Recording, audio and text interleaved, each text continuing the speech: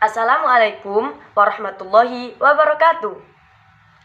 Perkenalkan, nama saya Naura Alfikriya. Saya dari kelas 1B NPM 20 10 30 10 23. Di video kali ini saya akan menjawab soal UTS dari mata kuliah berbicara. Langsung saja, soal yang pertama yaitu bagaimana pendapat Anda mengapa mahasiswa program studi pendidikan bahasa dan sastra Indonesia perlu menempuh mata kuliah berbicara? Menurut saya, menempuh mata kuliah berbicara ini sangat penting dalam program studi saya, karena berbicara ini mencakup beberapa hal. Pertama, bisa berbicara informal, bisa berbicara non-formal, formal atau non-formal. Ketika kita bisa berbicara, maka kita akan menguasai banyak sekali hal-hal. Jadi, berbicara ini adalah pondasi utama dari seorang mahasiswi. Jika kita tidak bisa berbicara, maka reputasi kita tidak akan naik atau biasa saja. Jadi, dasar dari pendidikan bahasa Indonesia ini adalah berbicara. Poin yang kedua, sebutkan aspek keterampilan berbahasa dan jelaskan hubungan antar aspek. Aspek dalam berbahasa ini mempunyai 4 kategori, yaitu pertama adalah menyimak, kedua adalah berbicara, ketiga adalah membaca, dan terakhir yaitu menulis.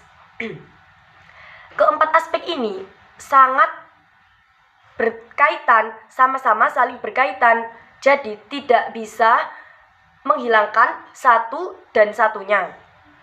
Seperti contohnya menyimak dan berbicara.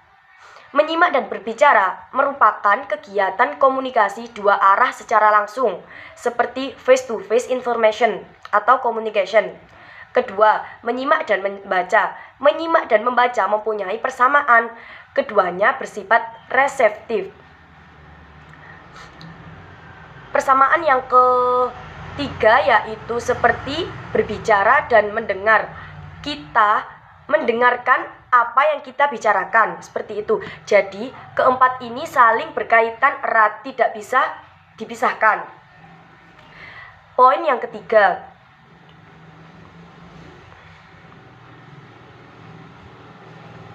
sebutkan serta jelaskan prinsip umum yang mendasari kegiatan berbicara. Prinsip umum dalam berbicara ini memiliki banyak hal ya. Tapi di sini saya akan menjelaskan 4 poin saja. Pertama yaitu membutuhkan minimal 2 orang. Mengapa kok harus 2 orang? Karena jika hanya kita sendiri, maka itu tidak akan menimbulkan suatu pembicaraan. Maksudnya adalah jika kita ingin membuka komunikasi kepada seseorang, maka kita membutuhkan lawan bicara minimal 2 orang. Untuk apa itu? Untuk mendorong seseorang membuka pembicaraan. Poin yang kedua yaitu memberi kesempatan lawan bicara. Jadi jangan sampai kita ngecewes terus. Kita harus menghargai lawan bicara kita dengan memberikan kesempatan untuk mitra bicara menyampaikan gagasan atau pesan yang ingin dibicarakan. Prinsip umum yang ketiga yaitu menapan lawan bicara dengan sopan. Semisal, saya sedang bicara dengan Anda, tetapi Anda tidak memperhatikan saya, jelas hati saya sakit.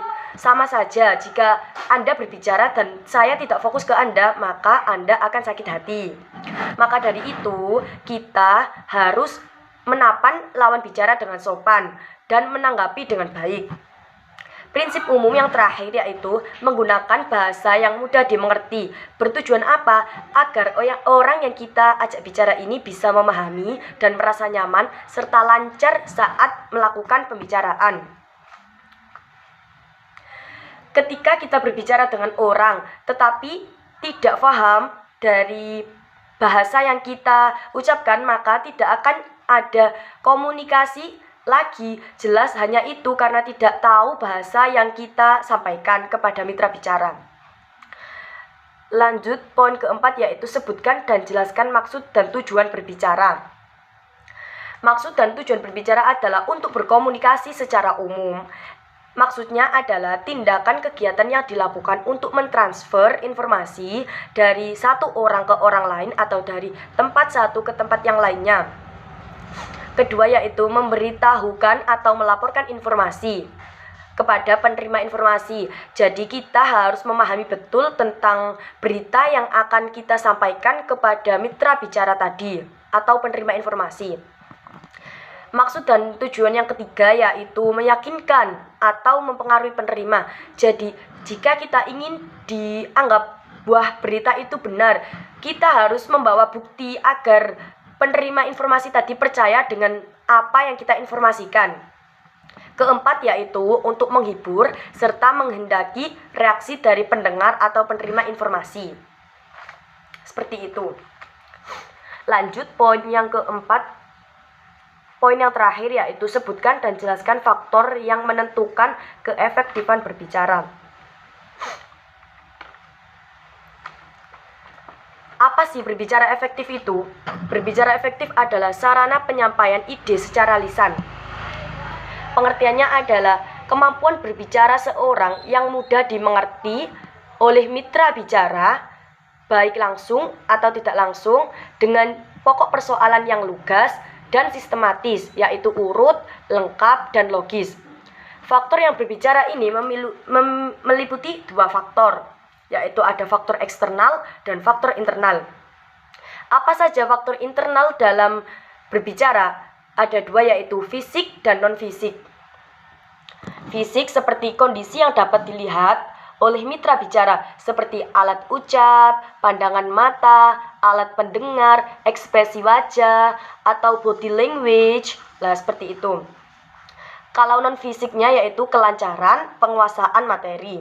Jadi sebelum kita berbicara, kita harus tahu temanya, topiknya agar bisa lancar untuk berbicara. Faktor kedua yaitu faktor eksternal. Meliputi apa saja seperti ruangan, pengetahuan, atau bunyi-bunyi. Jadi, jika kita berbicara, tetapi di sekitar kita ini sangat ramai atau bunyinya banyak, maka kita tidak akan fokus untuk berbicara. Seperti itu.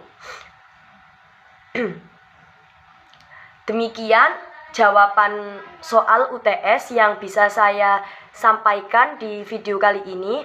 Kurang lebihnya saya mohon maaf yang sebesar-besarnya. Akhir kata, wassalamualaikum warahmatullahi wabarakatuh.